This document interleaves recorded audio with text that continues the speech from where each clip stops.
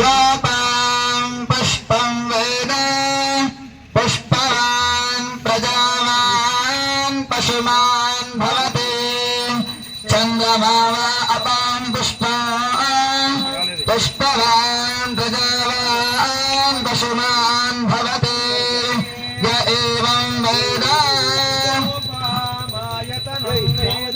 आयतनवान् भवति अग्निर्वा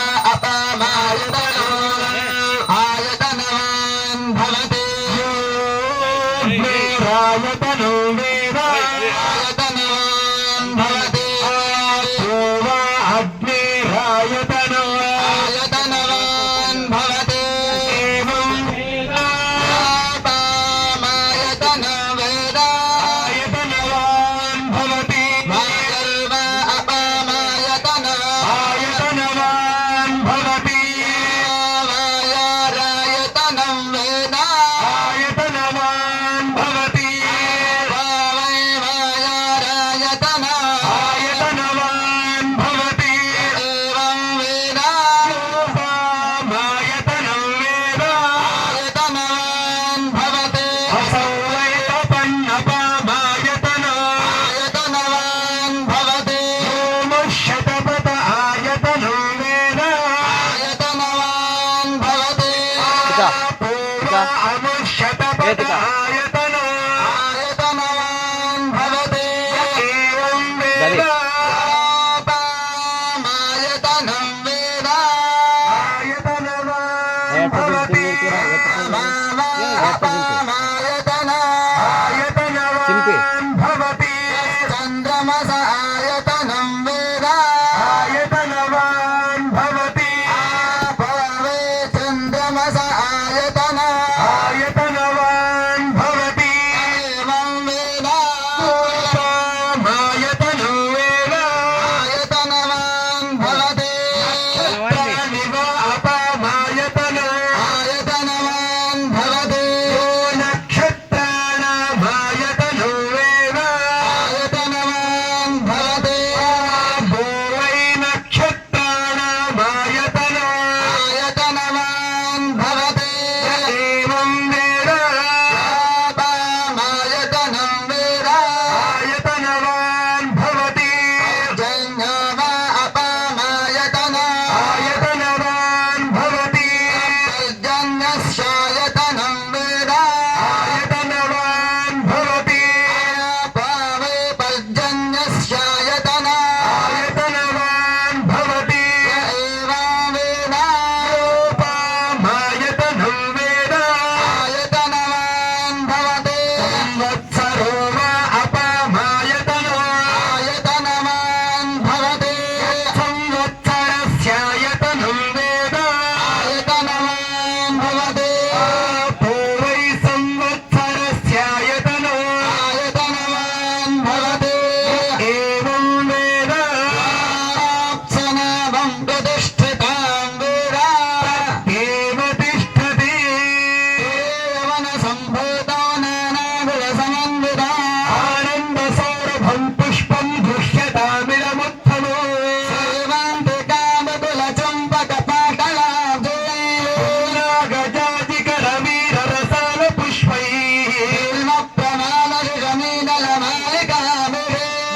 पूजयामि जगदीश्वर मे प्रसीद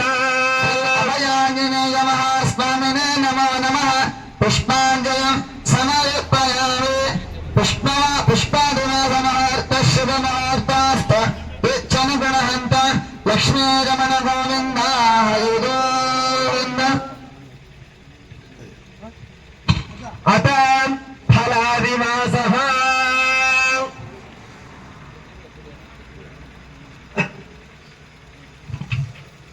ఇప్పటి వరకు కూడా స్వామివారికి పుష్పాదివాస కార్యక్రమం అయింది. ఇప్పుడు ఫలాదివాసం అంటే మీరు తెచ్చినటువంటి ఆ యొక్క ఫలాలతో ఇక్కడ ఉన్నటువంటి ఫలాలతో స్వామివారికి నివేదన చూపించడము. స్వామివారికి ఫలాలు ఎంత ప్రీతికరమో తెలుసు అందరికీ. స్వామివారికి ఫలాలంటే ఈ విషయంలో కూడా అంతే. ఏ స్వామికైనా ఫలాలు ఇష్టం ఉండొచ్చు లేకపోవచ్చేమో గాని ఆంజనేయ స్వామి వారికి మాత్రం ఫలాలు చూస్తే లేచి కూర్చుంటాడు ఆయన.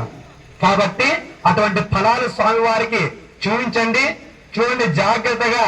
అభయ వీరాంజనేయ స్వామి వారు నవ్వుకుంటూ ఫలాలను తింటున్నారు. కనిపిస్తున్నారు అందరికి? నవ్వుకుంటూ అందరికి దిక్కు దిక్కును చూసుకుంటూ ఎవరెవరు వచ్చారు, నన్ను ఏమైనా చేస్తున్నారా, ఎవరు నాకు పండు తీసుకొచ్చారు అని ఆ స్వామి వారు ఎంతో ప్రేమతో ఆయన చల్లని చూపు ఈ యొక్క చల్లని వెన్నెల కార్యక్రమాన మనల్ని చూస్తూ ఆ పండ్లు ఆరగిస్తూ ఉన్నారు ఆ స్వామివారు. జాగ్రత్తగా చూడండి ఆ స్వామివారిని. ఓం ప్రాణాయ స్వాహ, అపానాయ స్వాహ, వ్యానాయ స్వాహ, ఉదానాయ స్వాహ, సమానాయ స్వాహ, బ్రహ్మణే స్వాహ, మధ్యే మధ్యే పానీయం సమర్పయామి.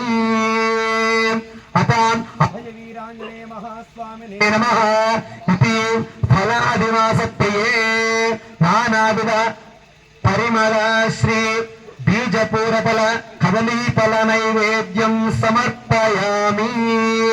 అత రాజోపచార రాజాదివాస శయ్యాదివాస పూజాంచ కరిష్యే.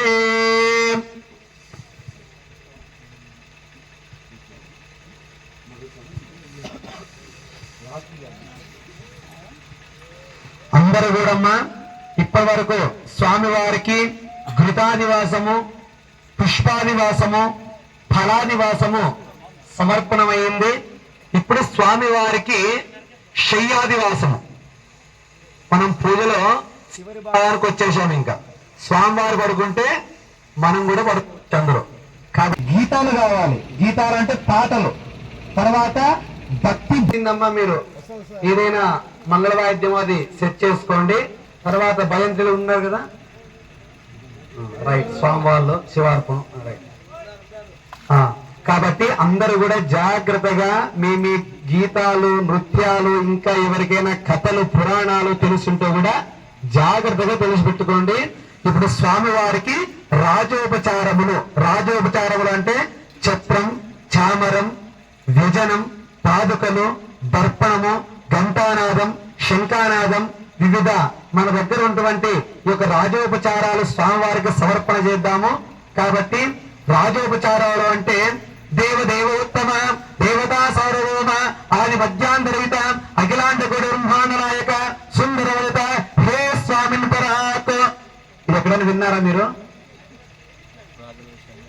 రాజులు వస్తున్నప్పుడు రాజాది రాజా అంటుంటారు. అవును, విన్నారు కదా. ఇప్పుడు సినిమాలు బాగా చూడాలి మీరు అప్పుడప్పుడు.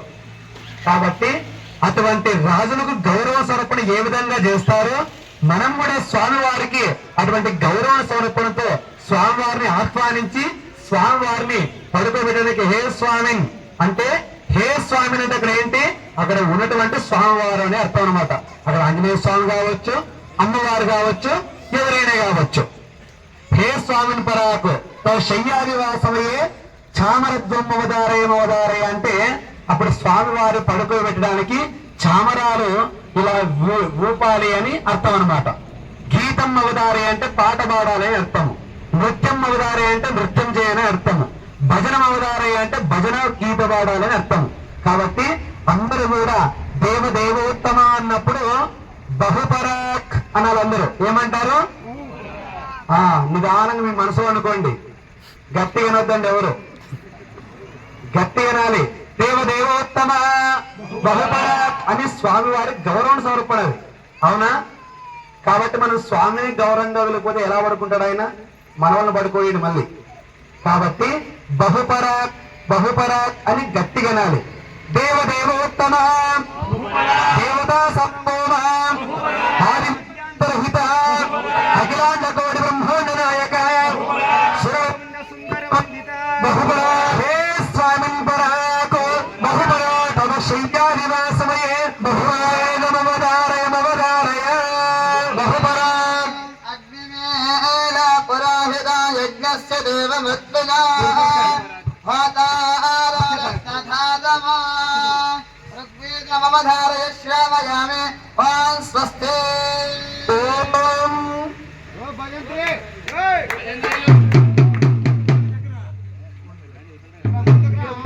సిద్ధంగా వచ్చారు మీరంతా.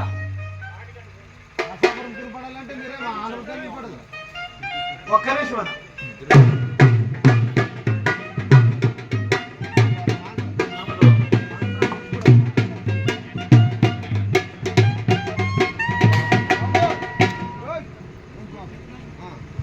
దేవదేవోత్తమ దేవదేవోత్తమ దేవదేవోత్తమ దేవతా సార్వభౌమ ఆది మధ్యాంతరహిత భూతారాయణ కోటి బ్రహ్మాండ నాయక సుందర వందిత శ్రీరామదూత శ్రీరామ భంటో హే స్వామి పరాకు తమ శయ్యాదివాసమయే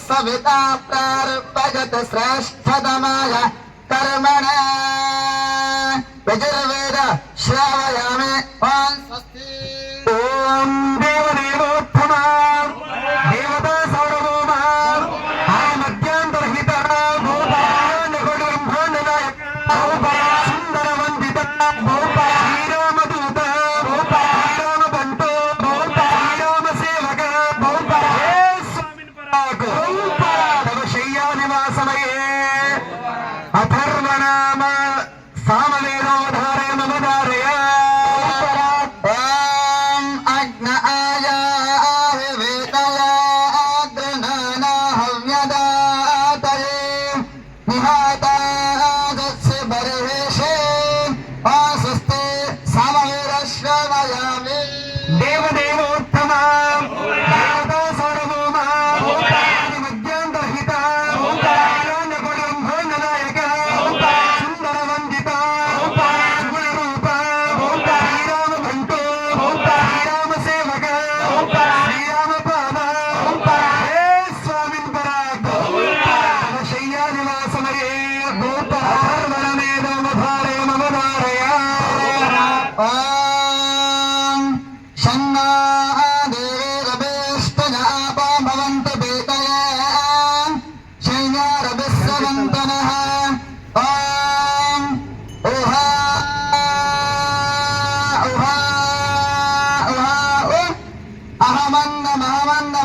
अहमन्नमहमन्नमहमन्नाद्योहान् कृतद्दश्लोक कृतद्दश्लोक कृतद्दश्लोक घृत अथर्वणमेधनामायामि श्रावयामि ओम स्वस्ति ओम देवदेवोत्तम देवता सार्वभौम आदि मध्यांतरहित अखिलांड कोटि ब्रह्मांड नायक सुंदर वंदित प्रशांत प्रशांत श्रीराम बंटो श्रीराम सेवक माइक श्रीपाद रक्षा अकड़ी तिरुवन प्रशांत प्रशांत तव शय्यानिवासमये घंटानादं मम धारय ओम आगमार्थं तु देवानां ಆಫ್ ಮಾಡೋಣ ಆನೆಗೈತೆ कुर्वे घंटारं भक्त्या ಆಫ್ ಮಾಡು देवानां ओम स्वस्ति घंटानादो श्रावयामि देवदेवोत्तम देवता सार्वभौम आदि मध्यांतरहित अखिलांड कोटि ब्रह्मांड नायक सुंदर वंदित गुणरूप श्रीराम रक्षा श्रीराम सेवक हे स्वामी पराक तव शय्यानिवासये पादुकाद्वयं मम धारय पथां पतिरक्षय ऐलप्रदाय व्युदः एषाका सहस्रयाजिने वधन्वानि तन्मसे पादुकाद्वय मम धारय ओम स्वस्ति ओम देवदेवोत्तम देवता सार्वभौम आदि मध्यांतरहित अखिलांड कोटि ब्रह्मांड नायक सुंदर वंदित गुणरूप श्रीराम सेवक श्रीरामदूत श्रीपाद रक्षा हे स्वामी पराक तव शय्यानिवासमये दर्पणं मम धारय राजा वरुण ध्रुवं देवो बृहस्पतिः ध्रुवं इन्द्रश्चाग्निश्च राष्ट्रान् धारयतान् ध्रुवं दर्पण मुहूर्त शिव मुहूर्त अस्त्र दर्पणं श्रावयामि స్వస్తి దేవదేవోత్తమ దేవతా సార్వభౌమ అజ్ఞానరహిత అఖిలాండ బ్రహ్మాండ నాయక సుందరవందిత రూప శ్రీరామ రక్ష శ్రీరామదూత హే స్వామిన్ పరాక్ శయ్యా నివాసమే శంకానాళం అవధారయ అవధారయ.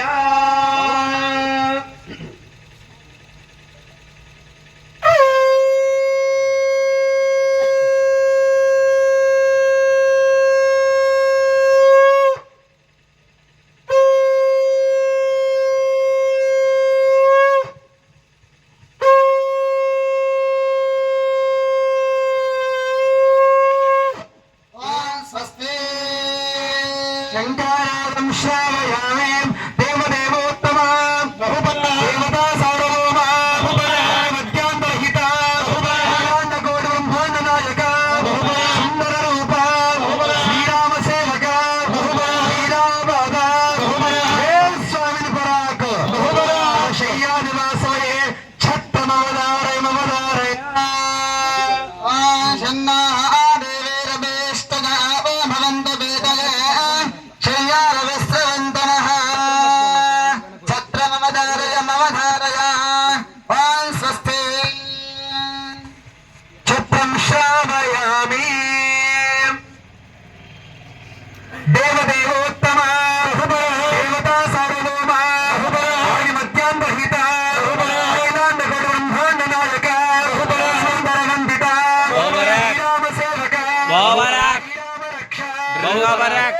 స్వామిని పరాక్ బాహుబరాక్. శయ్యా నివాసమే బాహుబరాక్ అనే బాహుబరాక్. క్షామరాజ్యమవదారయ.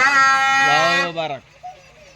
ఓం ఏ పథాం పతిరక్షయ ఐలభృదాయ విదః ఏ తీర్థాని ప్రచరంతు సుఖానంతోన శంకరః. ఓం స్వస్తి క్షామరాజ్యం శ్రావయామి. 20 నిమిషాలు పండుబెట్టి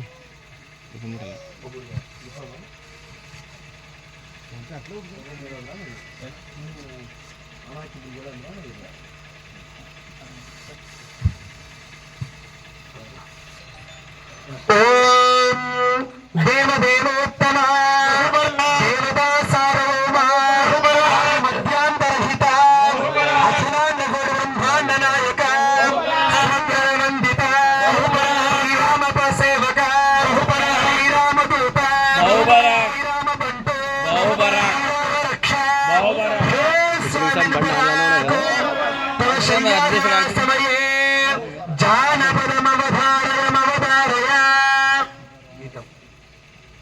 అత గణపతి తాళ బుక్కలవే బుక్కలే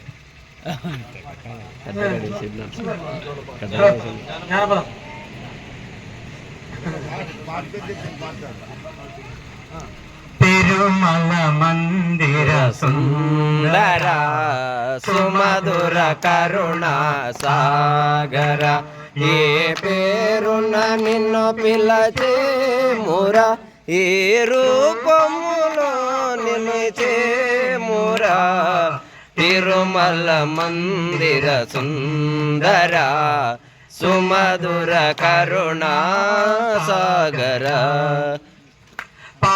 కడలిలో శేషశైలపై పవళించిన శ్రీపతివో ఉండి కొండపై నిండు మనసుతో వెలిగే గౌరీపతివో ముగురం బ్రహ్మలకే మూల కుటుంబగా భువిలో వెలసిన ఆది దేక్తివో తిరుమల మందిర సుందర సుమధుర కరుణ సాగర ఏ పేరున నిన్ను పిలచే మురా ఏ రూపములో నిన్ను కోయమురా కాంతులు మందిర సుందర సుమధుర కరుణ సాగర ఎంతలు చిందే నీ ముఖ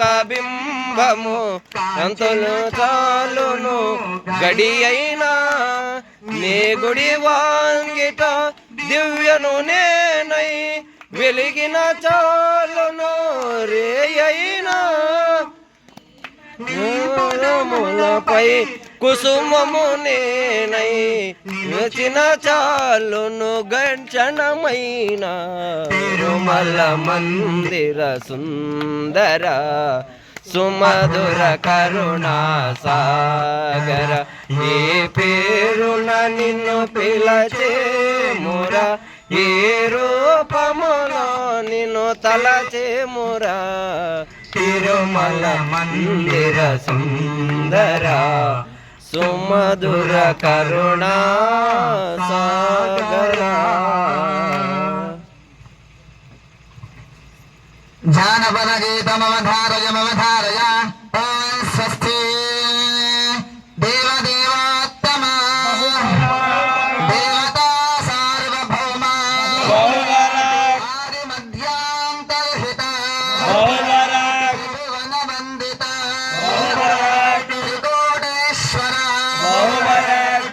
రుద్రాణి వల్లభ లీలా విగ్రహస్య బ్రహ్మాండ నాయక రామ భక్త ప్రియన హే స్వామిన్న శయ్యాదివాస సమయ గణపతి తాళ మమధారయ అందరూ కూడా చప్పట్లు కొట్టండి. అట్లా కాదమ్మా, చూపిస్తారు అవి గారు, ఆ విధంగా పెట్టండి. వికట సుందర దంతే మతం భుజగేంద్ర సుసర్పదాభరణ గజనీల గజేంద్ర గణాధిపతిం ప్రణతోస్మి కొత్తది గంట ఉంది కదా ఆడబెట్టారా? కొత్తది గంట ఆడున్నారు అడగ సామ్నాడు మీరు సైడ్ ఇట్లా కట్టం పెట్టొద్దు నష్టం మీద గణపతి పద్మశరీరం జయ జయ గణపతి భూయ నమస్తే గజముఖవక్త్రం గిరిజాపుత్రం గణగుణమిత్రం గణపతి నిషప్రియం పరభృత పరశుం గంగణపాణిం కపాలిత పద్మరుచిం సురపతి వంద్యం సుందరరక్తం సురచిత మణిమకుటం ప్రణమత దేహం ప్రకటిత కాళం షడ్మిలితాళమిదో తత్తషడ్మిలితాళమిదో తత్తషడ్మిలితాళమిదో లంబోదర వరగుండాసురకృత కుంకుమవర్ణధరం శ్వేత శశృంగం మోదకహస్తం ప్రీతి సపన సపనం నయనత్రయ వరణాల విభూషిత నానా గణపతితో తత్తన్నయనత్రయ వరణాగ విభూషిత నానా గణపతితో తత్తన్నానా గణపతితో తత్తన్నానా గణపతితో ధవళిత జలధర ధవళిత చందం ఫణిమణి కిరణ విభూషిత ఖడ్గం తను విషహర శూలకపాలం హర హర శివ శివ గణపతి మభయం కటనల విగలిత మత జన జలజిత గణపతి వాద్యమిదో కట కట విగలిత మత జల జలజిత గణపతి వాద్యమిదో తత్త గణపతి వాద్యమిదో తత్త గణపతి వాద్యమిదో తత్తదిన్నంద దిగదర జన దిగద దిగద దిగడిందింద దిగన దిగదంధే తత్తజుంజం తరజ తజల తనజునత జునజునత తగిడ తరగిడ తరగిడ తాం తగిడ తరగిడ తరగిడ తాం తగిడ తరగిడ తరగిడ తరగిడ తాం తకిట తక తకిట తక తకిట తత్తో నశశగయత స్టూల్ ఆపమ్మని ఆ స్టూల్ ఇటు పట్టుకురా స్టూల్ పట్టుకురా మని శోభనం శోభిత వినాశకం మోషణ మోదనం మోదక గురు శివగణజ గణపతి పాలన గణపతి పాలన గణపతి పాలన ఓం స్వస్తి అభిరాజదేవ స్వామినే నమః గీతం శ్రావయామి పవన సుత హనుమానికి జై సుత హనుమానికి జై జయకారం తగ్గిందమ్మా అప్పుడు నిద్ర వస్తున్నట్లుంది గట్టి పెట్టండి పవన సుత హనుమానికి జై చూడండి అమ్మ ఎంతమంది ఉన్నారు ఇలాగే ఒక చిన్న పల్లెటూరులో ఒక తల్లిదండ్రులు ఒక అబ్బాయి ఉండేవారంట ఎవరెవరు తల్లిదండ్రులు అబ్బాయి వాళ్ళ ఇంట్లో రోజు కూడా తినడానికి పొద్దున్న పూట ఉప్మా చేసేవాళ్ళంట ఏం చేసేవాళ్ళు ఉప్మా ఏం చేసేవాళ్ళ గట్టిగా చెప్పాలమ్మా ఏం చేసేవాళ్ళ ఉప్మా చేసేవాళ్ళంట అలాగా రోజు ఆ తండ్రికి కొడుకుకు తిని తిని తిని తిని తిని ఒక రోజు విసుగు వచ్చిందంట ఏమొచ్చింది విసుగు వచ్చింది తిని తిని విసుగు వచ్చినప్పుడు ఏమైందంటే ఆలోచించుకున్నారు ఇలాగైతే బాగాలేదు ఆ స్టూల్ అని ఇటు చెప్పేసి సరేలేదా స్టూల్ నువ్వు వేరే స్టూల్ ఇటు ఊరికి పట్టుకో. అక్కడ మంచి మంచి వంటకాలు చేసుకొని అక్కడే ఉండు అని చెప్తే ఈయన కోపపడి ఆ పల్లెటూరు నుంచి సిటీకి వెళ్ళినాడంట ఎక్కడికి వెళ్ళినాడు ఎక్కడికి హైదరాబాద్కి వెళ్ళినాడు ఎక్కడికి హైదరాబాద్కి వెళ్ళినాడు హైదరాబాద్కి వెళ్ళిన తర్వాత అక్కడ ఒక రూమ్ తీసుకొని స్టార్ట్ చేసినాడు ఎందుకోసం వచ్చిన హైదరాబాద్కి ఈయన ఇంట్లో ఉప్మా తినలేక కోపం పడి హైదరాబాద్కి వచ్చినాడు సరే ఒక రూమ్ తీసుకున్నాడు తీసుకున్న తర్వాత రోజు బయట తిందామంటే డబ్బులు లేవు మరి ఏం చేయాలి అంటే సరే తన దగ్గర ఉన్నటువంటి డబ్బులు తీసుకొని బయటకు వెళ్ళి ఇప్పుడు నువ్వు అవుతుంది కాయగూరలు అలా తీసుకొచ్చి తినేడు సరే ఇంట్లో వండుకునేవాళ్ళంట అంటే వాళ్ళ ఇంట్లో ఏమి వండేవాళ్ళు ఉప్మా వండేవాళ్ళు కనుక అది రోజు ఈయన చూసి చూసి చూసి చూసి అది అలవాటు అయింది కాబట్టి సరేలే నాకు ఉప్మా తప్ప ఏమి ఏమి చేసుకోవడం రాదు కాబట్టి ఉప్మానే చేసుకుందామని చెప్పేసి మొదటి రోజు కదా ఉప్మా చేసుకుందామని చెప్పేసి ఉప్మా చేసుకున్నాడంట ఏం చేసుకున్నాడమ్మా ఉప్మా చేసుకున్నాడంట సరే అలాగని చెప్పేసి రోజు ఆయన కూడా కాయలు తెచ్చుకోవడము ఉప్మా చేసుకోవడము తినడము పండుకోవడము ఇలాగైతే కాదు అని చెప్పేసి ఇక్కడికి వచ్చినప్పుడు కూడా నేను రోజు ఉప్మా తింటున్నాం కదా అని చెప్పి బాధపడతాడంట సరే ఇలాగైతే కాదు ఒక మంచి వంట వచ్చే అమ్మాయిని చూసి పెళ్లి చేసుకోవాలి అని చెప్పి నిశ్చయించుకున్నాడంట ఎవరిని వంట వచ్చే అమ్మాయి వంట బాగా చేసే అమ్మాయిని చూసి పెళ్లి చేసుకోవాలని నిశ్చయించుకున్నాడంట నిశ్చయించుకున్న తర్వాత ఇంటికి కాల్ చేసి అమ్మా నేను మంచి ఒక వంటలు వచ్చే అమ్మాయిని చూసి పెళ్లి చేసుకోవాలి అని చెప్పేసి ఇంటికి ఫోన్ చేసి అడుగుతాడంట అడిగిన వెంబడే సరే నువ్వు ఇంటికి వచ్చేసావు అని చెప్పేసి ఇంటికి పిలిపించుకున్నారు ఇంకా ఒక మంచి అమ్మాయిని చూసి పెళ్లి చేశారంట పెళ్లి చేసిన తర్వాత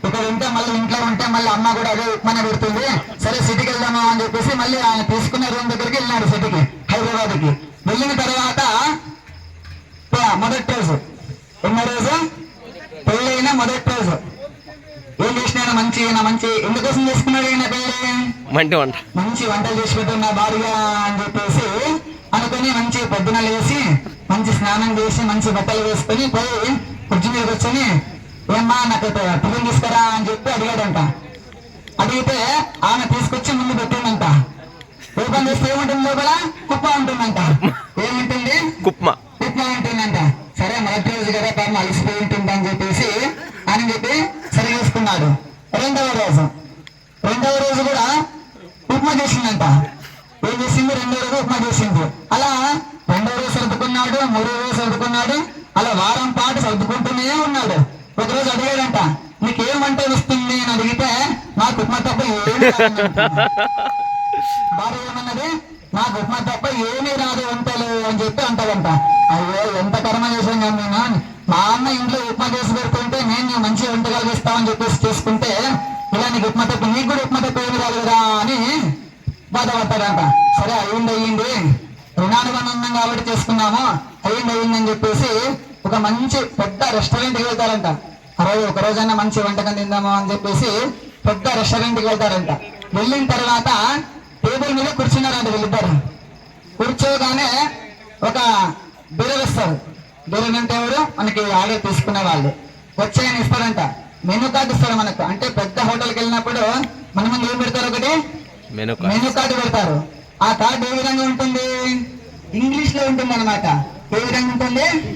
ఇంగ్లీష్ లో ఉంటుంది. అది పెద్ద హోటల్ అన్నమాట. వీళ్ళకి ఇంగ్లీష్ రాదు, చదువుకోలేదు వీళ్ళు. అయ్యో అని చెప్పేసి అందులో ఇంగ్లీష్ లో చూసుకున్నారంట. ఏం అర్థం కాలేదంట.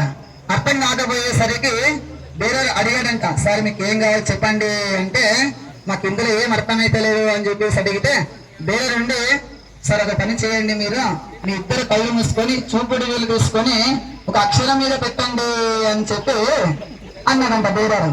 సరే అలాగైతేనా సరే అని చెప్పేసి వీళ్ళిద్దరు కళ్ళు మూసుకొని ఇంటికి నమస్కారం చేసుకొని చూపుడు వేలుతోటి ఇద్దరు ఒకటే దగ్గర చేపెట్టారంట. చేపెట్టిన తర్వాత ఆ బేరే, సరే మీకు ఇదే కావాలా అని అడిగాడంట. నాకు ఇదే కావాలి అన్నాడంట ఈయన యజమాని. సరే అలాగైతే సరే తీసుకొస్తా అని చెప్పి బేరేరు వెళ్ళాడంట. తీసుకొచ్చాడంట. మంచి బౌల్కి అలంకారం చేసుకుని ముందు తెచ్చి పెట్టాడంట. పొగలు వస్తున్నాయండి మంచిగా. అయ్యో మంచి వంట, ఇడ్లీ కూడా ఉంటుంది అమ్మా అని చెప్పేసి ఈయన మంచి సంతోషంగా ఉంటారు. అది ఓపెన్ చేస్తుంది, ఏముంటుంది లోపల? ఉప్మా ఉంటుందంట. ఏముంటుంది? ఉప్మా ఉంటుంది. అయ్యో మళ్ళీ ఉప్మానే వచ్చింది కదా అని బాధపడతారంట.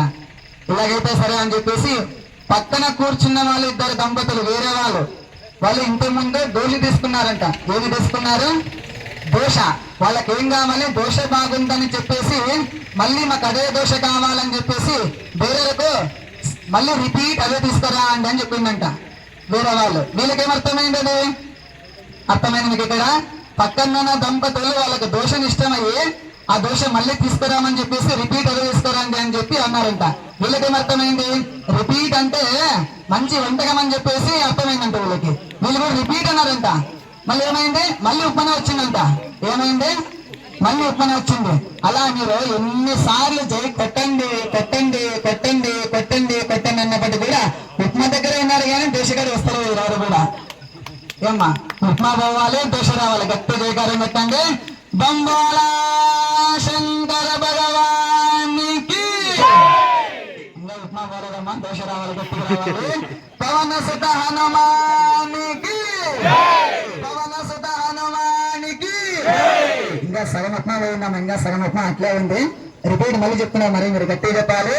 పవన సుత హనుమానికి, పవన సుత హనుమానికి. జయనుకున్న వాళ్ళకి భగవానికి. లక్ష్మీ రమణ గోవింద హరి గోవింద. ఓం స్వస్తి.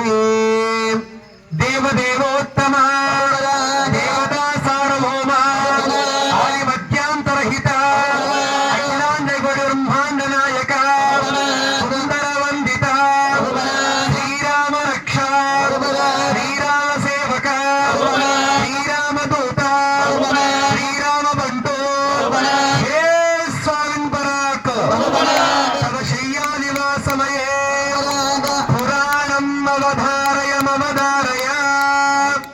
పురాణ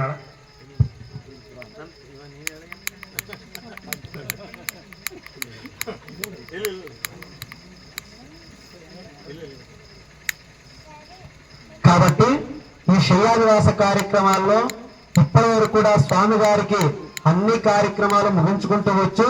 ఇప్పుడు పురాణం అంటే ఒక భగవంత సంబంధమైన ఒక చిన్నది మంచి వాక్యం తెలుసుకోవడం అన్నమాట. కాబట్టి మంచి వాక్యం అంటే ఏంటి? పూర్వము మనము ప్రతిరోజు ఎన్నో కర్మలు చేస్తూ ఉంటాం. కర్మలు అంటే ఏంటి? కొన్ని పాప కర్మలు, కొన్ని మంచి కర్మలు, కొన్ని తెలిసి కర్మలు, కొన్ని తెలియక కర్మలు. ఇవన్నీ కూడా ప్రతిరోజు మనం అంతా కూడా చేస్తూనే ఉంటాం అన్ని.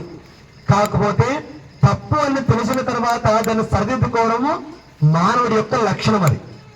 కానీ మనం ఆ లక్షణాన్ని మర్చిపోతూ ఉన్నాం నేటి సమాజంలో.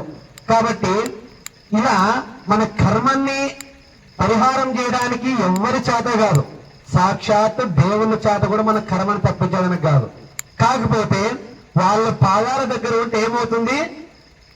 కొండను కాస్త గోరు చూపిస్తారు మనకు, అంతే. కర్మని మాత్రము తప్పించలేరు. అలా పూర్వము కైలాసంలో శివుడు ఒక ప్రత్యేక సమావేశాన్ని ఏర్పాటు చేసిందంట. అందుకే అందరినీ పిలిచిందంట. అందరిని, ప్రతి ఒక్కరిని కూడా, అందరినీ, దేవతల్ని, అష్టదిక్పాలకుల్ని, త్రిమూర్తులను, యమధర్మరాజుని, కుబేరుల్ని, అందరినీ కూడా ఆ సమావేశానికి ఆహ్వానం పంపించినప్పటికీ అందరూ కూడా ఒక్కొక్కరు వస్తూనే ఉంటారంట.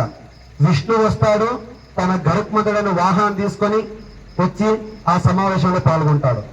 అలా అందరు దేవతలు వస్తూ వస్తూ వస్తూ వస్తూ ఉంటారన్నమాట. చివరకు యమధర్మరాజు కూడా తన దున్నపోతు వాహనం వేసుకొని వస్తాడనమాట, మహిషం. అలా వస్తూ ఉన్నప్పుడు యమధర్మరాజు ఊరుకుంటాడా? యమధర్మరాజు పని ఏంటి? ఎవరికి డెడ్ లైన్ ఈరోజు ఉంది, ఎవరిని తీసుకెళ్ళాలి, ఎవరిని ఉంచాలి, ఎవరు శివుడు యొక్క ఆజ్ఞలో ఉన్నారు, ఆయనకి ఇదే పని. ఎక్కడికి వెళ్ళినా ఆయన డ్యూటీ ఏంటంటే అందరిని గమనించుకుంటూ ఉండడమే. అలా ఆయన లోపలికి వెళ్తున్నప్పుడు బయట ఒక చెట్టు పైన ఒక చిన్న పిచ్చుక ఉంటుందంట.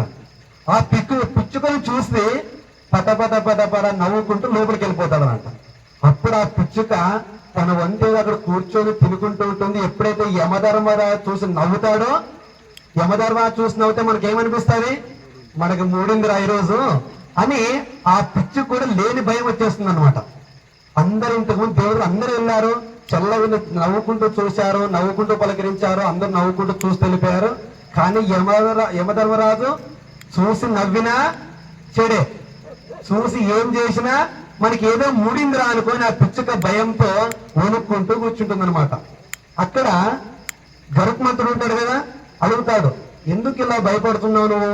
ఇంతవరకు బాగానే ఉన్నావు కదా, ఎందుకు ఇలా భయభ్రాంతం చెందుతున్నావు చెప్పు అంటే, అప్పుడు ఆ పిచ్చుక అంటదంట, ఇంతవరకు అందరు దేవతల ఆశీర్వాదం తీసుకొని లోపలికి వెళ్ళారు, ఇప్పుడు యమధర్మరాజు నన్ను చూసి నవ్వాడు, ఆయన నవ్వాడు అంటే నాకు ఏదో మూడింది, అంటే నా యొక్క ప్రాణాపాయ స్థితిలో నేను ఉన్నాను, నన్ను కాపాడమని ఆ గరుత్మంతుడు వేడుకుంటుందన్నమాట. అప్పుడు గరుత్మంతుడు అంటాడంట, నీకేం భయం లేదు, యమధర్మరాజు ఎక్కడున్నాడు? ఇక్కడ నవ్వాడు కదా, నువ్వేం చింతించొద్దు, నేను అతి పెద్ద పక్షిని, నేను సప్త సముద్రాలు దాటగలను, నీవు నా పైన కూర్చో, నిన్ను 7 సముద్రాలు అవతల వదిలేస్తాను అని చెప్తావన్నమాట. అప్పుడు పిచ్చుక ఆనందంతో, ఓహో యమధర్మరాజు కంటే ఆయన బయటకు వచ్చేలోపు నేనే ఇక్కడ ఉండినట్టు వెళ్ళిపోతా అని ఆ గరుత్మంతుడి పైన కూర్చుంటుంది అన్నమాట పిచ్చుక. అప్పుడు ఆ గరుత్మంతుడు సప్త సముద్రాలు దాటి ఒక మర్రి చెట్టు ఊడలో ఈ పిచ్చుకను ఉంచి, నీకు ఇంకేం భయం లేదు, చాలా దూరం వచ్చేసాము, జాగ్రత్తగా నిశ్చింతగా ఉండు అని చెప్పి గరుత్మంతుడు వచ్చేస్తాడనమాట. అప్పుడు గరుత్మంతుడు రాగానే సమావేశం ముగుస్తుంది, అందరూ బయటకు వస్తూ వస్తూ వస్తూ ఉంటారు. గరుత్మంతుడు సందేహం ఉంటుంది కదా, ఎందుకు నవ్వాడో తెలుసుకోవాలని. అప్పుడు యమధర్మరాజు వస్తాడంట, ప్రభు నేను వెళ్ళేది ఊరికే వెళ్ళక చూసి నవ్వుకుంటూ వెళ్తే ఆ పిచ్చుక చిన్నది కదా, భయపడింది కదా, నేను అక్కడ వదిలొచ్చాను, ఎందుకు నవ్వావో చెప్పు అని అంటాను. ఏం లేదురా, ఒక చిన్న సందేహం ఉంది నాకు, అది చూస్తే పిచ్చుక, చిన్న పిచ్చుక, గాలి వస్తే కూడా ఎగరని పిచ్చుక ఇక్కడ ఉంది, దీని చావు చూస్తే సప్త సముద్రాలు దాటి ఒక మర్రి చెట్టు ఊడలో ఒక పాము నోట్లో చావాలని ఉంది కదా, ఎట్లా వెళ్తుంది అనుకున్నావు, కానీ నీ ద్వారా పోయి వదిలొచ్చినావు కదరా చావుకి అని చెప్పినట్టు. కాబట్టి దీనికి అర్థమైంది ఏంటి, మనకు కర్మను మనం ఎవ్వరు కూడా తప్పించుకోలేము. కాకపోతే మనం ప్రతినిత్యం చేసే పూజల వల్ల, ఈ యొక్క దానాల వల్ల, సేవల వల్ల ఈ కర్మ కాస్త కొంచెం తగ్గుముఖం బట్టి మనకు పుణ్యఫలం ద్వారా దాన్ని మనం భరించే శక్తిని దేవుడు మనకు ఇస్తాడనమాట. కాబట్టి ప్రతి ఒక్కరు కూడా మనకు ఉన్న దాంట్లో, చేతనైన దాంట్లో, మనకు 1000 రూపాయలు సంపాదిస్తే 1000 రూపాయలు దానం చేస్తే కూడా దాన్ని భగవంతుడు ఒప్పుకోడు మళ్ళీ. ఎందుకంటే అది అతి వినయం ధృతి లక్షణం అంటారు. మళ్ళీ దాన్ని 1000 రూపాయలు సంపాదిస్తే దానం 50 రూపాయలు చేయాలంట. అంటే ఇక్కడ 1000 రూపాయలు అనేది నీకు ఊరికే చెప్తున్నా, మీరు మళ్ళీ 50 రూపాయలే అని పెట్టుకోవద్దని, మళ్ళీ శక్తి అనుసారం మళ్ళీ 50 రూపాయలు చెప్పేంట్లో స్వామి ఒప్పుడంట్లా అంటే మనం అలా అంటున్నాం. కాబట్టి మనం గుడికి వచ్చేటప్పుడు కూడా మన లోపల స్వార్థం చాలా ఉంటుందన్నమాట. ఏమనుకుంటాము, ఇదంతా దేవుడు ఇస్తాడు మనకు, ఈ బట్ట, ఈ కట్టు, మన నిద్ర, తిండి, బంగారాభరణాలు, ఇవన్నీ కూడా దేవుడిచ్చేవే, ఈ రోజు బాబా గుడికి వెళ్దాం, ఈ రోజు వెళ్ళి నమస్కారం చేద్దాము, వెళ్ళి అక్కడ దక్షిణేసి నమస్కారం చేసుకుందామని ఇంటి దగ్గర శుభ్రంగా పూజ చేసుకొని ఒక 500 రూపాయలు జోలో పెట్టుకొని మంగళారతి ఇస్తే అక్కడ పళ్ళెంలో వేసి దండం పెట్టుకుందాంలే, దేవుడు ఇంత ఇచ్చాడు కానీ మనకు ఇంత వేస్తే ఏమవుతుందిలే అనుకొని వస్తాం అనమాట. దగ్గరికి గుడి మెట్లు ఎక్కగానే 500 వేయాలా, 400 సరిపోతుందని, ఇంక ఇక్కడ సరిపోతుందని అప్పుడు 400 తీసి పెట్టుకుంటాం. గుడి మెట్లు ఎక్కి ఆ యొక్క స్తంభాన్ని నమస్కారం చేసుకొని లోపల అడుగు పెట్టంగానే ఇంకా బయటికి వెళ్తే దాన ధర్మాలు చేస్తూ ఉంటాయి. ఇక్కడ ఖచ్చితంగా అందరూ కూర్చుని ఉంటారు, అందరికి ఇవ్వాల్సి ఉంటుంది కాబట్టి ఒక 300 వేద్దాంలే. ఇక్కడ మళ్ళీ లోభత్వం, మళ్ళీ ఇంకా బాబాగారు స్వామి గారు హారతి ఇస్తుంటారు, అందరి హారతి కరుణారు చూసుకుంటూ ఉంటారు అన్నమాట, డబ్బులు చేతిలో పట్టుకొని. అక్కడ నమస్కారం చేసుకునేటప్పుడు ముందు ఆయన ఎంత వేసాడు దక్షిణ, ఓహో ఆయన 100 వేసాడు, మనం కూడా అంతే చాలే అని 100 రూపాయలు వేసి దండం పెట్టుకుంటాం అనమాట. ఇది మన లోభత్వం అంటారు. దీన్ని భగవంతుడు కూడా ఒప్పడు, అవునా? కాబట్టి మనమే ఏమనుకున్నాం, ఇంటి దగ్గర 500 వేద్దామని అనుకున్న వాళ్ళు సాక్షాత్తు స్వామివారి దగ్గరికి వెళ్ళంగానే 500 కాస్త చిప్ అయ్యింది లాస్ట్కి. కాబట్టి జాగ్రత్తగా ఈ యొక్క పురాణం అనే దాంట్లో ఇది ఎందుకు వస్తుంది అంటే, మనము కర్మను తప్పించుకోలేము, మనం చేసే సేవల ద్వారానే ఈ కర్మను తప్పించుకోగలము. కాబట్టి ప్రతి ఒక్కరూ కూడా ఉన్న దాంట్లో సహాయం అందించండి, చేతులైతే సహాయం చేయండి, లేకపోతే దండం పెట్టుకొని ఊరికే ఉండాలి కానీ అపకారికి ఉపకారము కూడా చేయకూడదు. అర్థమైందా? ఉపకారం చేయకపోయినా పర్లేదు కానీ ఒకరికి అపకారం మాత్రం తలబెట్టకూడదు. ఇది విషయం తెలుసుకొని ప్రతిరోజు కూడా మీ వంతు సహాయం చేస్తూ ఉండండి. మీ శక్తి అనుసారం చేస్తూ ఉంటే, మీకు ఇస్తూ ఉంటే స్వామివారు మీకు ఇక్కడ ఇస్తూ ఉంటారన్నమాట. అక్కడ బడ్జెట్ అలాగే ఉంటే స్వామివారు కూడా ఇక్కడ బడ్జెట్ ఆపేస్తాడు. లక్ష్మీ రమణ గోవిందా.